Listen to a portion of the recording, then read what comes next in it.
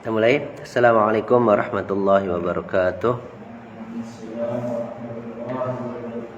Bismillahirrahmanirrahim. Alhamdulillahi rabbil alamin. Wabihi nasta'inu ala umurid dunya waddin. Wassalatu wassalamu ala asyrafil anbiya'i wal mursalin sayyidina wa maulana Muhammadin wa ala alihi wa sahbihi ajma'in, amma ba'd. Alhamdulillah, puji dan syukur kehadirat Allah Subhanahu wa taala. Malam ini kita bisa kembali bertemu di dalam majelis Zubat yang insyaallah kita akan belajar bahasa Arab dasar di majelis ini sampai ya minimal hatam al-ajurumiyah.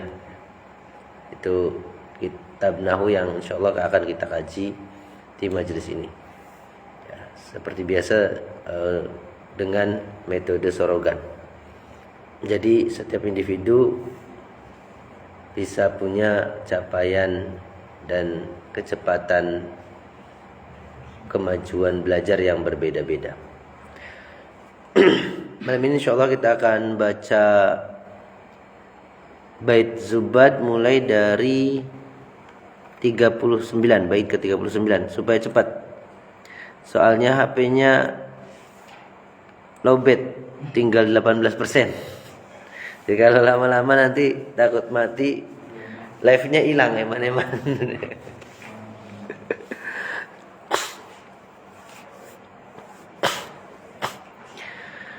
Baik, seperti biasa kita mulai dengan membaca umul kitab, kemudian dilanjutkan dengan bait Zubat. Ta'awudz al-Fatihah. A'udzu billahi minasy syaithanir rajim. Bismillahirrahmanirrahim. Alhamdulillahi rabbil alamin. Ar-Rahmanir-Rahim. Maliki yaumiddin. Iyyaka na'budu wa iyyaka nasta'in. Ihdinas siratal mustaqim. Siratal ladzina an'amta 'alaihim ghairil maghdubi 'alaihim waladdallin. Amin. Qala al-musannif rahimahullahu ta'ala wa nafa'ana bihi wa bi'ulumihi fid dharain amin. Wal awliya dhawu karamatin ratab wa man tahuli walidin min ghairi ab wa lam yajuz fi ghairi mahdil kufri khurujuna ala walil amri. Karama para wali bertingkat-tingkat, layaknya mujizat pun bisa memikat. Tak ada satupun karama yang bisa melahirkan bayi tanpa orang tua. Tidak boleh memberontak sang khalifah kecuali Allah sudah tak disembah. Tidak boleh memberontak sang khalifah kecuali Allah sudah tak disembah. Wa majara bainas sahabi naskutu anhu wa ajrul ijtihadi nuthbitu. Fardun 'alan nasi imamun yunsabu wa ma'alal ilahi syai'un yajibu. Waalaikumsalam warahmatullahi. Yang terjadi antara para sahabat, kita tak berkomentar agar selamat. Ijtihad yang salah mendapat pahala, jika benar mendapat dua kalinya. Kewajiban manusia angkat khalifah tak ada satupun kewajiban ilah, kewajiban manusia angkat khalifah, tak ada satupun kewajiban ilah, yuthibu man ata'ahu bifadlihi wa man yasha'aqabahu bi'adlihi, yaghfiru ma yasha'u ghaira syirki, bi khuludun nari duna syakki, memberi pahala dengan anugerahnya pada siapapun yang menaatinya. Hanya pendosa yang dia kehendaki yang akan dihukum dengan adil pasti. Dia mengampuni dosa apa saja kecuali dosa menyekutukannya. Pelakunya kekal di dalam neraka. Kita tiada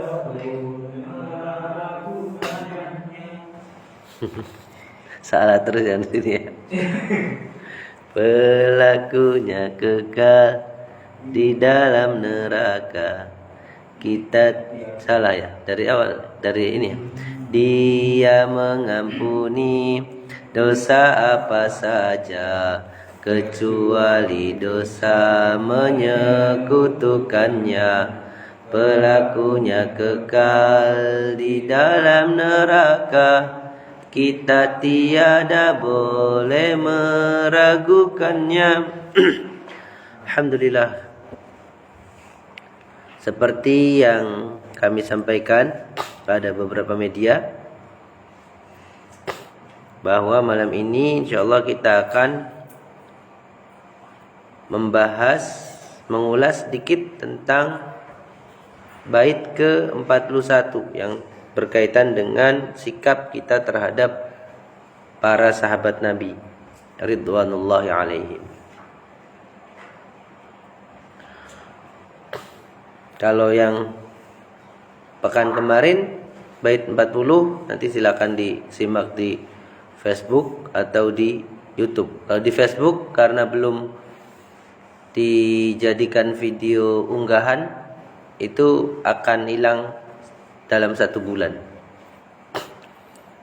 Kalau di YouTube insyaallah selama belum di ban itu tetap ada insyaallah. Sudah diunggah di YouTube. Transkripnya bisa diakses di majlis-stripzubat.blogspot.com. Meskipun nanti entah sudah berapa video yang ditranskrip, wallahu alam, saya juga nggak ngitung gitu. Yang jelas sudah 3 kayaknya transkrip video ini, video subat. Naam. Qala al-musannif rahimahullahu taala wa nafa'ana bihi wa bi 'ulumihi fid dharain amin. Wa ma dan apa saja. Wa ma dan apa saja jara yang terjadi, yang berjalan, yang mengalir. Ya lebih tepat dalam konteks ini diartikan terjadi. Bainas sahabi, di antara para sahabat Nabi. Naskutu, kita diam. Naskutu, kita diam. Anhu, ya, naskutu anhu, kita diam terhadapnya. Kita diam terhadapnya.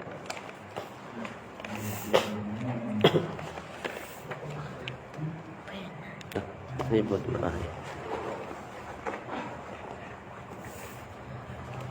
wa ajrul ijtihadi, dan adapun pahala ijtihad, enggak ada kayaknya, boleh enggak bawa ini. Oh ini. Wa ajrul ijtihadi, dan adapun pahala ijtihad nuthbitu, kita menetapkan. Jadi yang ingin kami bahas atau ingin kami ulas pada kesempatan malam ini, yang pertama adalah tentang sahabat dulu. Karena ini berbicara tentang sahabat, maka kita perlu mengenal siapa itu sahabat. Sahabat Nabi itu siapa sih? Jumhur ulama mengatakan bahwa sahabat Nabi itu adalah orang yang beriman kepada beliau, orang yang bertemu dengan beliau dalam keadaan beriman dan meninggal dalam keadaan tersebut. Artinya dalam keadaan beriman. Jadi syaratnya hanya bertemu dalam keadaan beriman dan meninggal dalam keadaan tersebut. Atau orang yang pernah bertemu dengan Nabi, beriman kepada beliau dan meninggal dalam keadaan tersebut. Meskipun pertemuannya dengan beliau hanya sekali. Ini mayoritas ulama menyatakan demikian. Namun ada pendapat lain yang berbeda dengan jumhur, antara lain kemudian dikemukakan oleh Syekh Taqiyuddin An-Nabhani rahimahullah ta'ala, bahwa sahabat itu adalah orang yang bertemu dengan Nabi. Ini kutipannya kalau tidak salah dari Sa'id Ibnul Musayyib atau dari sahabat Anas bin Malik ya. Sebagai penguat argumentasi utamanya nanti yang akan kita bahas. Bahwa seorang sahabat Nabi itu adalah orang yang bertemu dengan Nabi, bergaul dengan Nabi setahun atau 2 tahun, atau ikut berperang dengan Nabi 1 atau 2 peperangan. Nah ini riwayat ya, riwayat ada yang berpendapat demikian di antara sahabat atau tabi'in, bahwa sahabat Nabi adalah orang yang bergaul dengan beliau 1 atau 2 tahun, atau ikut berperang bersama beliau 1 atau 2 peperangan. Ini salah satu dalil riwayat. Tetapi argumentasi utamanya sebetulnya adalah kata sahabat itu di dalam bahasa Arab itu punya makna seperti itu. Artinya tidak disebut sahabat kecuali orang yang punya pergaulan yang intens. Nah, kayak kita ini insya Allah kita adalah sahabat karena kita intens, bertemu secara intens. Ini sahabat. Jadi secara bahasa begitu. Di dalam ajaran Islam, ya sebetulnya di berbanyak bidang ya, di banyak bidang yang lain, itu kadang-kadang sebuah kata itu dimaknai seperti makna bahasanya. Kadang-kadang sebuah kata itu punya makna teknis, punya makna istilah. Seperti sholat misalnya. Sholat di dalam arti bahasa, di dalam bahasa Arab itu secara bahasa artinya doa.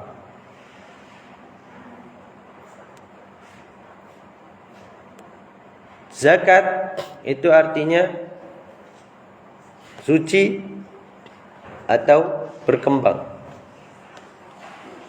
Dan seterusnya. Banyak istilah-istilah di dalam agama kita yang sudah digunakan oleh orang-orang Arab sebelumnya dengan menggunakan bahasa, dengan menggunakan makna bahasanya. Tetapi kemudian ketika Allah Subhanahu wa taala menurunkan Al-Qur'an, kemudian Rasulullah menjelaskan dalam sabda-sabda beliau, maka di sana ada istilah-istilah yang ternyata kemudian diberi makna syar'i, diberi makna istilah. Sehingga kemudian ketika disebutkan di dalam Al-Qur'an maupun As-Sunnah kata as-shalah, itu tidak bisa kemudian sekedar dimaknai doa. Aqimus shalah, dirikanlah salat, bukan maknanya bukan sekedar dirikan doa atau lakukan doa, tidak, tetapi dirikanlah suatu ibadah yang memiliki tata cara tertentu, dimulai dari takbiratul ihram, diakhiri dengan salam. Demikian juga zakat. Wa atuz zakah, dan tunaikanlah zakat. Itu secara bahasa punya makna. Tetapi Al-Quran dan As-Sunnah kemudian menggunakan kata zakat ini dengan makna spesifik, makna istilah. Sehingga kemudian tunaikanlah zakat itu bukan kemudian menunaikan kesucian, misalnya dengan mandi, dengan cuci tangan gitu misalnya, supaya terhindar dari virus, tidak. Tetapi punya makna spesifik, yaitu bagian harta tertentu yang harus ditunaikan kepada yang berhak. Yang di dalam Al-Quran diatur ada 8 pihak yang berhak ditunaikan zakatnya itu. Nah, berkaitan dengan sahabat Nabi, kata sahabat itu menurut Syekh Taqiyuddin An-Nabhani rahimahullah taala itu tidak ditemukan makna istilahnya, tidak ditemukan makna syar'inya, sehingga kata-kata sahabat itu harus dimaknai dengan makna bahasanya.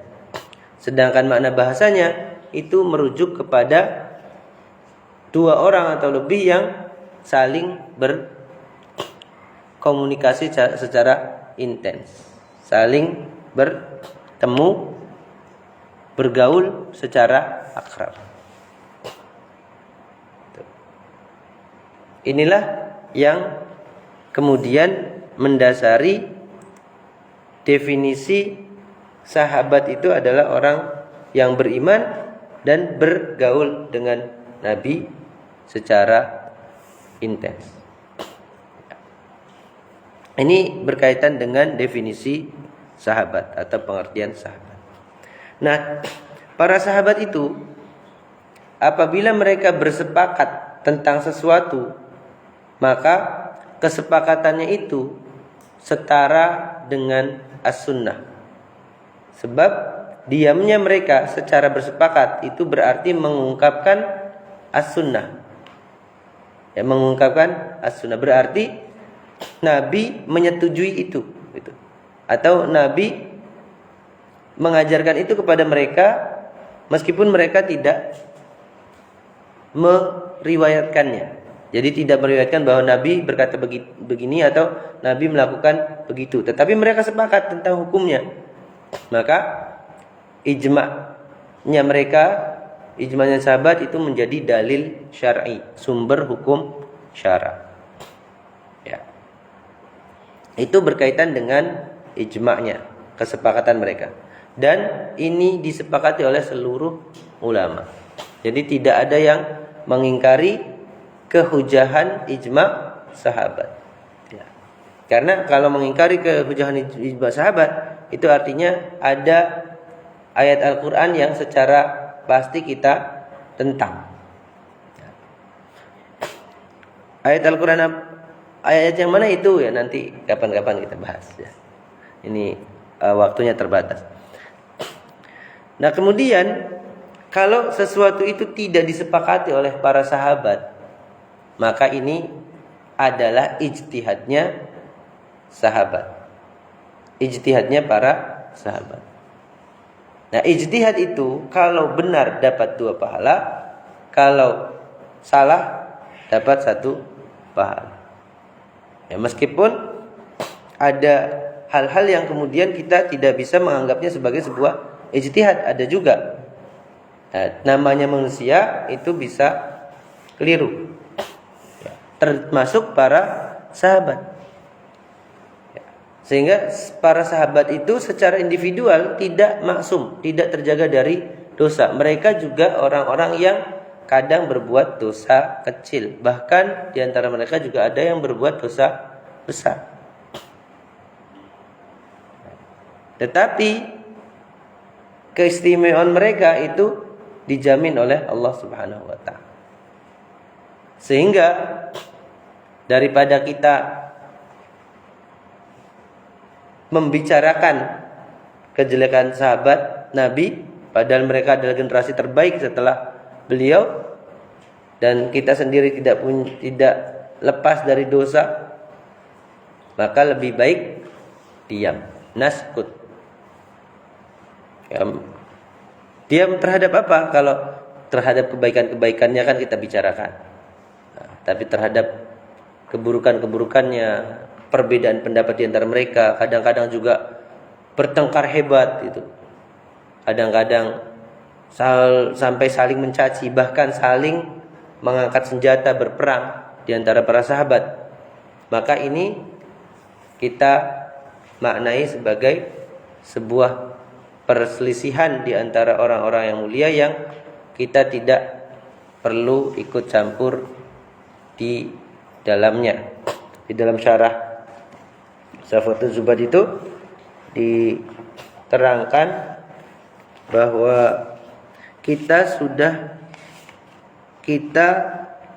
dibersihkan oleh Allah dari ikut ke dalam dosa tersebut secara fisik.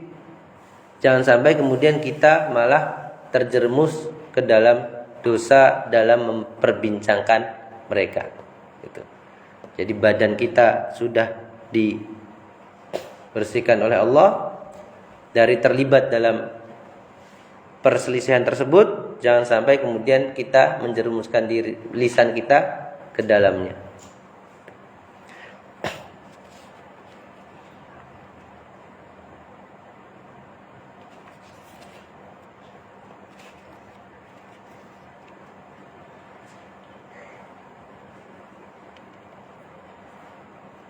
Nah, itu saja cukup ya untuk malam hari ini. Kalau ada tambahan nanti insyaallah kita akan lanjutkan pada kesempatan pekan yang akan datang. Alhamdulillahirabbil alamin. Silakan dilanjutkan dengan setoran sesuai dengan target capaiannya masing-masing. Wassalamualaikum warahmatullahi wabarakatuh.